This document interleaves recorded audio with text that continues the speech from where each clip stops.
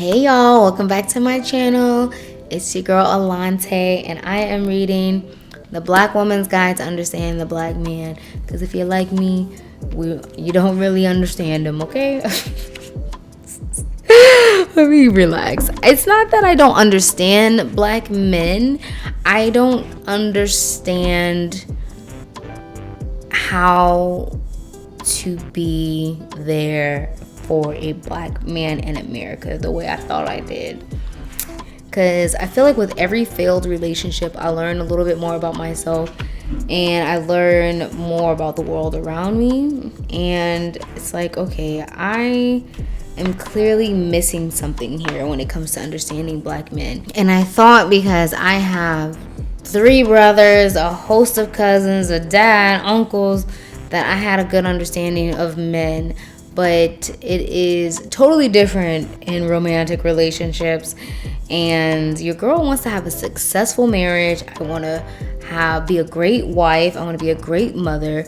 And how am I going to do that if I don't really understand the gripes and the strife and the hardships that black men really go through and what it is they actually need from us? Because your girl just, I don't know. I thought I knew, but I don't. And just like everybody else, I'm always trying to grow. I'm always trying to learn. I'm trying to be a better person, better human, better woman.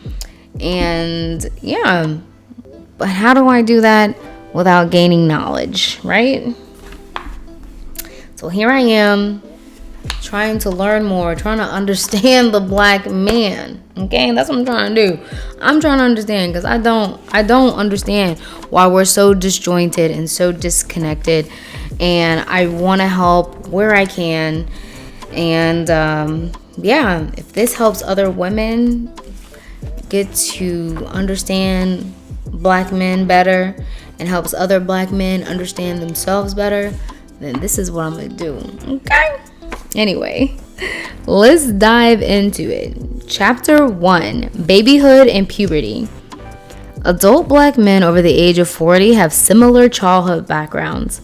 They remember their past somewhat fondly at times, and whatever complaints they recall are seemingly small unpleasantries when compared to the horror reports and wayward status of black male youth today. Now, keep in mind, this book is written it was released in 1992. So just keep that in mind for the time period she's talking about. But it's still, everything, a lot of things, just like the first book, are applicable today. Okay. The majority of them were taught proper table manners, how to behave in public, respect for elders, the importance of attending church, neatness, house chores, control of his mouth, to be nice to girls, to fight only if aggressed, the value of education, modest goals, moral convictions, obedience to parents, reasons to reject alcohol and tobacco, and why they shouldn't talk back. His make-believe heroes were Superman, G.I. Joe, the Lone Ranger and Tonto, the Cisco Kid, Batman, Zorro, Roy Rogers and Davy Crockett, and Daniel Boone. He learned them all from comic books, television, and radio programs. Television showed him moving pictures of Superman, and he watched Fathers Knows Best, Ed Sullivan, Ted Mack Amateur Hour, Beat the Clock, The Price is Right. I still love The Price is Right, okay? Queen for a Day, Alfred Hitchcock, Roy Rogers and Dale Evans, Topper, and Perry Mason. I haven't heard of the majority of those things, okay? Batman, Superman, Price is Right. That's about it for me. Included in his visual were other shows, all featuring brave, handsome, white male performers with glamorous female starlets, mostly with long, yellow blonde flowing hair and sky blue eyes. He committed her features to memory, and she was the first woman he drew a picture of in school. He loved to go to the movie theaters to see gangster, western, and war flicks. Every action, every emotion, attitude, or moral judgment was demonstrated for him on the big screen in black and white or color cinematography, with every situation featuring Caucasians conducting their business and social affairs. If the black man saw himself on TV, it was as the cook, the waiter, shoe shine boy, dishwasher, baggage carrier, car washer, maid, or babysitter. Always. But always in the employ of wealthy whites. If he wasn't sweeping the floor or running from ghosts, he was seen dancing a jig, grinning as wide as possible, and stretching his eyes to the limits to show the most white, or making other facial contortions designed to be funny and show him up as ignorantly playing the fool. Some played in big bands and grinned along with the music, but never spoke. He may have had the rare opportunity to see A Raisin in the Sun, Imitation of Life, Rochester in the Jack Benny Show, Amos and Andy, and The Kingfish, Carmen Jones, or Green Pastures, or Steppin' Fetchit with Shirley Temple. No idea what those are. He did not seem to wonder why he wasn't featured in key roles or in the movies or on TV. TV was fairly new during his childhood, and it was basically understood that white people were in charge of TV land. Then he was introduced to Uncle Remus and the Tar Baby. That sounds racist. Buckwheat and Alfalfa, Little Black Shambo, Aunt Jemima on the Pancake Box, Uncle Ben's Rice, and a host of other mammy products from syrup to shortening. He was aware of many outside influences that did not look like him, but his life had structure, and his community was in agreement on certain behavior codes and in-home values. In the South, the differences between him and other races were more pronounced, and he was instructed and reminded with public signs that not only was he unalike, but had to move about in the world carefully. One of the main reasons he was taught to read was so that he did not accidentally go in the wrong door, drink from the wrong public water fountain, or get caught in certain areas after the sunset. His mother taught him to fear and be extra polite to whites as a way to protect himself, and she warned him of improper conduct, especially around white women and little white girls. He was taught to lower his eyes and never look them directly in the face, to remove his hat when addressed by them, and never walk too close behind, beside, or in front of them, lest he be charged with being disrespectful. There was a penalty that went with disrespecting a white woman, so he must always keep his distance. He was warned that even an accidental glance could cost him his life. His parents and grandparents advised him to be friendly, smile, helpful, and do what he was told to do. Use good manners and be proud if whites recognized him or approved of his work. He was educated in a mode of behavior to save his life. He eventually heard stories about what whites did to blacks if they were in the wrong place at the wrong time. No matter where he lived, whenever it was time to have a party, they had fun. His father, if present, earned about $1,000 to $3,000 a year in income, although he usually never knew it. He was relatively comfortable in most cases and didn't realize for the most part if he was rich or poor, since black neighbors and friends all appeared to live the same way he did. Many of their guardians maintained single-parent households.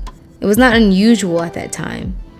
If one of his friends lived with both his mother and his father, he was revered as quite special.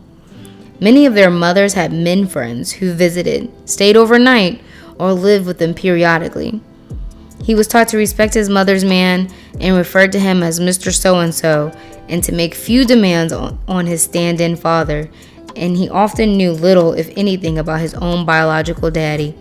It wasn't discussed much in his presence, and if the missing father showed up in town or in the neighborhood for a visit, it was considered a big deal and something to brag about. He was somewhat stifled regarding questions about his father. If he was told anything at all, it was some flamboyant reputation attached to his father, or he was given an overly negative historical account about how no good he was.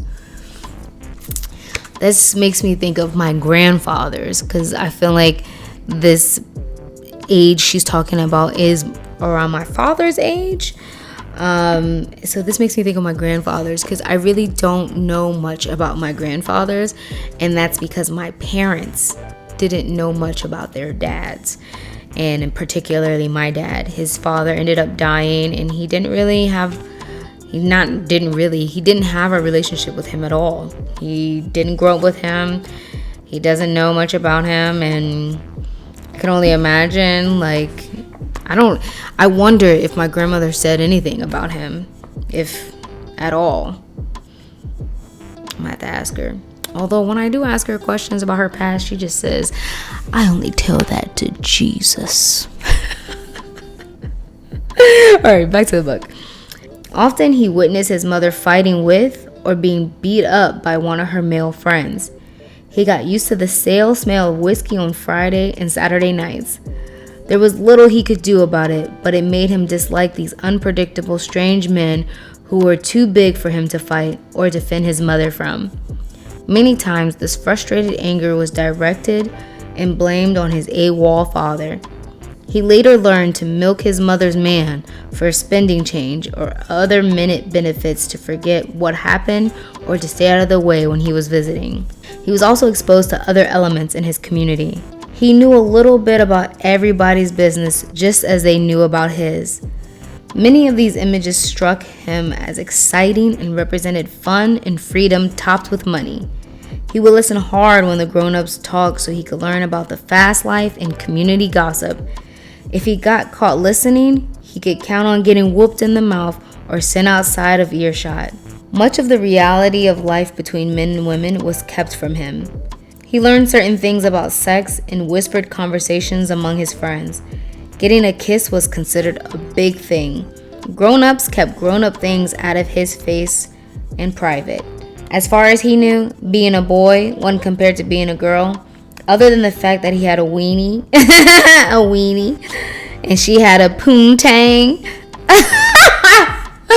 A poontang only meant that he had to do heavier chores around the house, take out the trash, run errands, carry large packages, stay out a little later, and he could travel farther away from home on his bike or by foot. I remember realizing that my cousin was a boy when we went on this road trip, and he was allowed to pee in a bottle, and I had to wait and hold it until we got to a bathroom. I just was like, I don't want to be a girl. I want to be a boy so I can pee in a bottle too. Why do I have to hold it and he just gets to go to the bathroom anywhere? I used to think that was so unfair, and then I used to try to pee like a boy, but that didn't work. So so funny how innocent you are when you're a kid. You don't know anything. Okay, where was I? He didn't have as many clothes as the females around him, and he could relieve himself any place he chose while the girls needed a pot. Okay, that's what I'm talking about. A room with a toilet and a door. Yeah. Okay. She knew what I was talking about. He could also play rougher games and contact sports. His home life became his routine. It ran smoothly enough and had dependable systems. He always saw his mother going to or coming from work, food shopping, cleaning the house, paying bills, cooking, negotiating with store vendors, participating in church, praying on her knees at home, humming spirituals, picking out his clothes, arranging furniture, talking on the phone, and she was always still up when he went to bed and already up when he rose in the morning.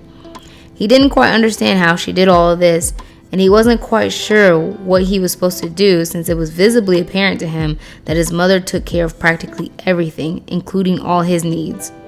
He knew he had to do what he was told, but other than playing and doing a few duties, going to school and having a few squabbles with his peers, he didn't know what else to do. If he was really poor, he learned early to be ashamed of his condition. He never liked being different because being different kept him from having certain things and feeling good about himself. Many of their mothers were on welfare or some kind of public assistance, received a type of food stamp coupon, and predictably ran out of money and food before the end of the month came. The check amounts varied from about $12 a month to about $200 a month, depending on the number of dependent children in the household. Because of the strict stipulations set up by the government in order to qualify for welfare, he often confusingly witnessed his mother hide an appliance, the telephone, a radio or TV set, a record player, etc., or any item the visiting, generally white, social worker might deem as an extra in reasons to reduce or cut off the welfare support check. That's crazy. Mind your business. What's that gotta do with anything? I could afford a TV. The workers' attitude was that if a family was on welfare, they were not to have anything considered a luxury other than food, basic clothing, and furnishings. And there were guidelines even on that.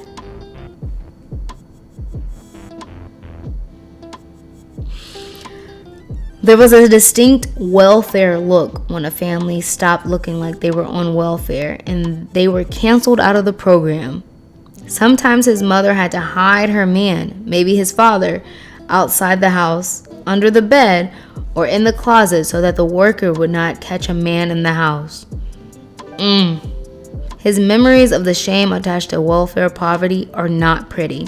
He was highly motivated to get his hands on some change, and selling soda bottles was not out of the question at 2 or 3 cents per bottle, refunded. Earning enough money to buy an ice cream cone, some penny candy, or go to the movies was sufficient to boost his pride. Little discussion of his future or the kind of work he would do when he grew up occurred. If he lived with both his parents, things tended to be considerably better. They might have a car, go on real vacations, get dressed up every Sunday, attend a modern school away from the neighborhood, get new clothes seasonably, visit the dentist or doctor, eat out in a restaurant, go to a camp or go out of town often on the train or bus, or participate in activities with other two-parent children. These parents made life as comfortable as possible, and he was programmed to achieve. He got a chance to learn from his father or his father's work. They were small lessons, but they helped him make social transitions to adult expressions of masculinity and responsibility. In the two-parent household, he was more so indoctrinated with the idea that he was just as good as anyone else. He could do anything as long as he got a good education, and he must grow up and be a credit to his race and make his parents proud. His home life was positive as he was programmed with ideas about his future success. Little mention was ever made about the specialness of his being black, and no information about his proud black heritage was imparted to him, and no mention of slavery was ever made. He was told that he was a Negro, and other than his immediate family history, his ancient past was blurry and unfocused on any unique roots or personal background. He was instructed to be a good American. In some homes, he received a vague explanation about whites disliking blacks because of their skin color, that they were just prejudiced against coloreds. And every book he read from the first page to the last contained white children or white families with white neighbors. None of the books were about him. During his earliest childhood, he is exposed to other routine experiences. Each Christmas, he was taken to town to go window shopping and sometimes permitted to take a snapshot picture sitting on the wondrous lap of Santa Claus, a mystical character who granted wishes for good little children on Christmas morn. Santa was always white in every picture or decoration. Even the poorest families had a Christmas tree, and most of them had wreaths or lights in the windows. The black boy also saw little white children in white flowing gowns with white feathered wings on their backs with silver halos over their heads, hanging from the ceilings in stores, perched on lawns, in windows, and as table centerpieces. He was told that these lovely creatures were angels sent from heaven to celebrate the birth of Christ Jesus, a divinely beautiful little white baby in a manger in a barn representing the King of Kings sent to save the world. You know, that's crazy that they did that to Jesus. This glorifying, mysterious, dramatic story mesmerized his attention and hypnotized him into believing the story and to always honor this saintly family above all others. He was taught that this was the real meaning of Christmas. Santa Claus was like the icing on the cake. Intermingled with spiritual and religious connotations, Santa guaranteed that every parent would teach the Christmas story to their children. Faith and fun? What could be more innocent? Santa, for many years, was allowed to take the credit for gifts of happiness to him. Presents and toys purchased with hard-earned black dollars, even going into debt, was attributed to the goodness of a jolly old white man in a red suit with a white beard who traveled in a sled that flew across the sky pulled by reindeer, led by Rudolph with a shiny blinking nose. That just makes me think about how my mom used to have like a couple of presents that said from Santa, and then the rest be like, these are from Mom. These are from mommy. Okay? This big old dollhouse that I had to put together, that's from mommy. Okay? These socks, that's from Santa. For many years, the black boy believed the story. And by the time he was told or found out on his own that Santa was just a fairy tale made up to entertain him, the black boy had spent many a night dreaming about Santa and swooning to the words of "'Twas the night before Christmas." He was very susceptible to imaginary heroes who treated him good. Every black boy in America was taught the two same aspects of Christmas: Christ Jesus' birth and Santa Claus. Being so impressionable, he believed the people he trusted, and he trusted the people he believed in: baby Jesus and Santa Claus, and his mother, who endorsed them both. At another time of the year, he was introduced to Valentine's Day, a day he is told means love. He was never told who St. Valentine was, and his parents didn't know either.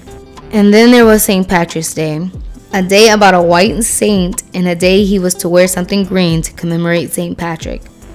One of his favorite holidays was April Fool's Day. Few black parents knew how this holiday originated, but they did know that it was a day to play tricks on friends or make a joke of some sort. And when the person falls for the act of or information, the culprit calls out April Fool. A bit of lying and devilishment, all in the name of fun. The black boy would run around the neighborhood, the house, and the schoolyard yelling, April Fool, after he played a successful trick on someone. How entertaining. In the midst of these came Mother's Day and Father's Day. If his mother was alive, he wore a red rose on his lapel. If she was dead, he wore a white one. This procedure was repeated on Father's Day also, which never got as much attention as Mother's Day. The next major holiday he was taught was Thanksgiving. Thanksgiving was explained to him as the day when a small group of friendly white settlers sorry, they were not friendly, we all know that now. Thanksgiving was explained to him as the day when a group of friendly white settlers came to America and sponsored a big sit-down dinner for the native Indians and taught them how to bake bread, set a table, and eat pork. The first Thanksgiving was described as a merger and a peaceful unification initiated by whites. He was taught a great deal of detail about the European pilgrims, but only given superficial notations on the Indians. That makes me think of the quote, history is written by the victors, right? You could say anything about that day. When you win, when you conquer. The black boy participated in school programs about the first Thanksgiving in school and wore pilgrim clothes or Indian feathers. His teachers didn't mind that he was left out of every story, every holiday, and every celebration or tradition or routine ritual recorded by Americans. After all, what difference could it make? The important issue is that the celebration of the event itself and all the children should enjoy them and respect their country. The 4th of July was special to him because it signaled a picnic, nighttime fireworks, and celebrations at school. He would happily don his red, white, and blue hat he made in class, or proudly wear his own hand-drawn American flag on his shoulder or shirt pocket. He could recite the Pledge of Allegiance to the United States of America with his little hand over his heart. He would swear with all his youthful honesty that he would support his country and all it stood for. I mean, I get it, because, we black and we should know our history. But I feel like kids not saying the Pledge of Allegiance now is why people don't have pride in their country anymore. I used to like saying the Pledge of Allegiance, and when they gave us an option to not say the Pledge of Allegiance anymore, it was like, what's the big deal? But I get it. Don't shoot. I get it. Black power. Where was I? He would swear with all his youthful honesty that he would support his country and all it stood for. He was told to be proud of the day the Declaration of Independence was signed. Of course, he didn't know what the independence meant, and no detailed explanation followed from his teacher or parents. At home, the 4th of July took a lesser patriotic meaning and featured barbecue pork ribs, hot dogs, burgers, potato salad, cakes, pies, baked beans, and maybe even some homemade ice cream, all eaten in the backyard, out front, or at a public park for a fun-filled picnic. That sounds good right about now, actually. On Easter, he would probably get some new clothes, get dressed up, go to church, walk around downtown or at home showing off his new threads. He was taught in church and at school that Easter was the day that Jesus rose from the dead 3 days after he was killed on the cross on the previous Friday, Good Friday. The black boy was shown in books and read to out of the Bible about how Jesus wore a crown of thorns, was offered briny vinegar water to drink, and suffered through it all with dignity and everlasting strength. He was told that Jesus, in his unselfishness, died for his sins and those of the entire world. Easter was the first holiday in which the black boy learned more about religion, and was also the first occasion he got a chance to hear God speak. In the movies, God was always portrayed as having a big, booming, baritone voice that thundered from behind the clouds or sun. God always spoke to make vibrations in the air and cause fear every time he talked to earthlings. The big God in the sky was also invisible. He could recognize Jesus, Mary, Joseph, and the disciples by sight, but it was a mystery to him as to what God actually looked like. So how could he recognize him? Church had taught him that Jesus really represented the Father, the Son, and the Holy Ghost, so they would all have to look alike. So Jesus, the slender white male with the pale, brooding eyes, shoulder-length, thick, dark brown hair, and keen nose, was also God. Jesus had first of all, I'm a Christian, okay? I believe in Jesus Christ. So I just want to remind people, I didn't write this book, okay? It's written by Sister Shahrazad Ali. Everybody knows she's Muslim, and I don't know what her position is on Jesus, but she's just stating how black boys got introduced to Jesus, okay? I don't want no smoke with no Christians, okay? No smoke, please. Jesus/God had very distinctly different features from the other guests at the table. He recognized Jesus on church fans, Bible school cards, calendars, wall hangers, and greeting cards. He became comfortable that he would recognize his Savior. It had already been explained to him that he must not sin. Sin was described to him briefly as lying, cheating, stealing, doing any kind of wrong. Drinking, using drugs, sassing, staying out all night, not saying his prayers, not going to church, or being plain disobedient meant going to hell. The hell place contained every horror imaginable. It had everlasting scorching flames, fire that would never go out, a big boiling pot with smoke all over the room. In this hell place was another white man in a red scuba diving suit.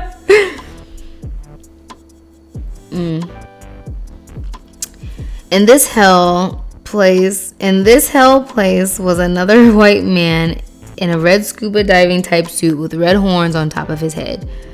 The devil was designed to scare him into doing right, obeying the Lord, and refraining from sin. Hell was not the place he wanted to go after he died. The stories about hell frightened him. The fact that hell was deep underground made him feel no better. And if it rained while the sun was shining, he was taught that meant the devil was beating his wife. He had not previously been told that the devil was even married, but he believed it anyway. Like, when the devil get a wife? Simultaneously with the teachings of Jesus' death, rising from the dead and floating up slowly into the sky, he was taught about Easter bunnies. They laid colored, hard-boiled eggs that came in cute little baskets with green straw and all sorts of chocolate and colorful goodies to eat. The tooth fairy was a pretty good idea too. If he lost a tooth, he could put it underneath the pillow, and in the morning he would have money in its place, and the tooth would magically be gone. I remember I caught my mom taking my tooth from under the pillow. When I found out she was the tooth fairy, first of all, I was like, why are you stealing my tooth? When the tooth fairy, like, that was in my head. She was on the phone. This is how she blew it. She was on the phone. She reached under my pillow, and I was like, what is she doing? That's what I was thinking, but I was just acting like I was still asleep. And then when I felt her take the tooth and then felt her put the money under, I was like, you're the tooth fairy? And then I found all my teeth. Devastating. I'm like, what happened to the little fairy that's supposed to come in here? Like, He grew to look forward to these yearly festivities and the symbols and myths surrounding each holiday, which were reinforced in school, in church, and at home by his mother and sometimes father too. The predictability of them made him secure. Everybody knew about them, everybody celebrated them, and everybody liked them. What a comfort. At least life had some good points that he could look forward to every year and benefit from. Stories supporting these holidays were ingrained in him before he left kindergarten. Of course, he celebrated the major holidays at home even before he got to school, but school explained them in more detail and absorbed his participation on another level as a requirement. School expanded on the meanings and their value to his development. School supported this process by plastering pictures on the wall, on the blackboard, in the halls, windows, and cafeteria. His mother and his teachers stood as the main authority figures in his life. From kindergarten on, he was fed more and more details of these holidays so as to firmly implant them in his brain. Kindergarten means children's garden, a garden to grow the child's mind into certain fertile ideas for readiness to take steps towards adulthood and self-sufficiency. The black boy was surrounded with seeds of information alien to his history and lifestyle. These ideas were implanted in him at a very early age, and he was abruptly weaned from any suggestions that might bloom into self-worth or self-value. His growth was non-political towards his own kind. He was bred to ignore his own presence on the earth. Prior to his formal education, several other fictional personalities were introduced to him of skeptical value. If he got particularly out of hand, or his mother or another adult was taking care of him and needed to control him after threats or spankings had failed, they would invoke a few other monsters especially designed to make him behave. 1. The boogeyman, an ugly, mysterious man who scares, kidnaps, or kills bad little children. 2. A ghost, a dead person who comes back from the dead to get him and do terrible harm by scaring him senseless. 3. The monster, a horrible type of creature with distorted features who would claw his skin and gobble him up if he was bad. All these characters existed in the dark when the lights went out. They were all used when applicable to scare the black boy into behaving in a desired way. Although thought to be temporary in value and usage, this tactic was never quite forgotten by the black boy. Their existence was seemingly validated on a holiday like Halloween, when the witches and goblins came out from somewhere to scare little children. Interestingly, all of the holidays the black boy was taught about contain various aspects of fear and the supernatural. They also instilled certain ideals and imprinted Western values in his head, all rooted in expressing gratitude, honor, and respect for white males. Additionally to the festive holidays, during his first few years of school, he learned about Abraham Lincoln, a former American president who freed the slaves. This was his first major mention of slavery he ever heard of. He was programmed with the impression that Negroes were happy slaves and needed the master to take care of them. He was told stories about how the slaves sang while they worked and danced all night. Nothing was mentioned to him about how Negroes became slaves or where they originally came from. He was just taught to be grateful that old Abe was setting the slaves free. Lincoln, a tall white man, but nice as Johnny Appleseed. Teaching black boys to be grateful to Columbus is one of the worst travesties of misrepresentation ever inflicted on him. Telling him to respect and honor Christopher Columbus Day is like teaching a Jewish child to celebrate Adolf Hitler Day. It is that far from the truth. This falsified, historically incorrect information is still taught to the black boy today, despite serious scholars announcing that Columbus introduced Western colonialism, capitalism, and slavery on the North American continent. Every notable or famous individual that the black boy was introduced to, be real or imagined, was in the personhood of a white male. Thus, he completed nearly 13 years of public school education, acknowledging that every commendable action or intellectual victory was attributed to the white man. Nobody ever taught him during his formative years of the black man's place in history or his record of achievements. He had no knowledge of his own people or their contributions to math, science, medicine, or art. His own parents rarely mentioned black history to him. And if somebody insulted him by calling him black, he was always ready to fight about it. He wasn't black, and he didn't want anybody trying to say he was. Black was a bad word, only used in anger and hatred against another Negro. This system of loading the black boy's brain with foreign data put into motion an adult black male who left home to confront the world and his destiny without absolutely no knowledge of his past, with a white man's name, an Anglo-Saxon religion, and a memory dedicated to Western values that would plague him for generations to come. This intentional cover-up laid the foundation for the confusion and displacement that would eventually lead to his present endangered classification. The ultra-critical years between 1940 and 1990 produced the current perilous legacy of the black man, his sons, and his grandsons. This book is about the damaging effect of the brainwashing that the black man was subjected to during that 50-year period, and it represents the first contemporary debriefing session he has had since slavery. That is chapter 1. You know,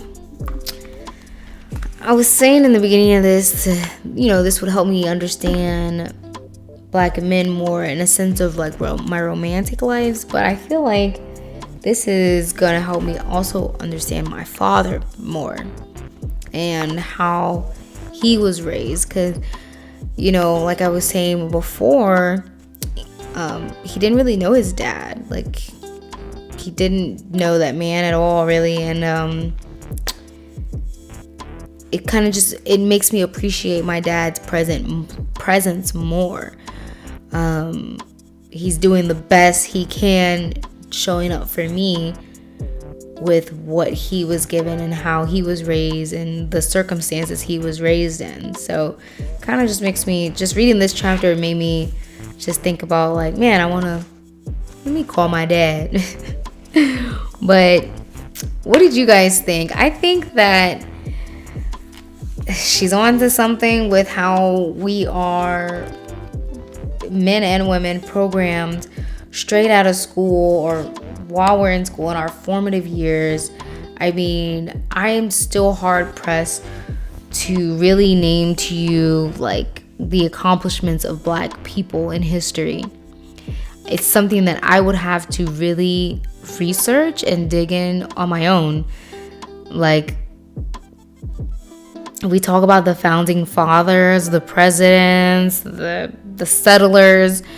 I mean, all of that I could remember from my childhood days, but the only time we talked about black people and their accomplishments outside of Martin Luther King, Malcolm X, and then you're taught that Malcolm X was radical and he did things the wrong way, and yeah, outside of that and the facts that you learn during Black History Month, we don't really get taught much about our history and where we come from and why we're here and what happened to us. Like slavery in our history books, I mean, I remember the slavery section they didn't expand on it too much, and I feel like that's by design, of course, so we're not, I guess, upset, we're not angry, we're not revolting. I don't know. But what do you guys think? The next chapter is identity. And I've already read it. I've already highlighted it. And I am going to record that tomorrow. I'm trying to get these chapters out. I'm not trying to do what I did with the first book, which took forever for me to upload and post. But, I was just like, there's been something on my lip. Sorry. But I was like, you know what? If I wait until everything is perfect, because like I was telling you guys in my intro, life has been lifing. My house has been getting renovated. And it's like, if I wait until my house is perfect, I will never put these videos out. So here I am putting them out. And I hope that we can start talking about them soon.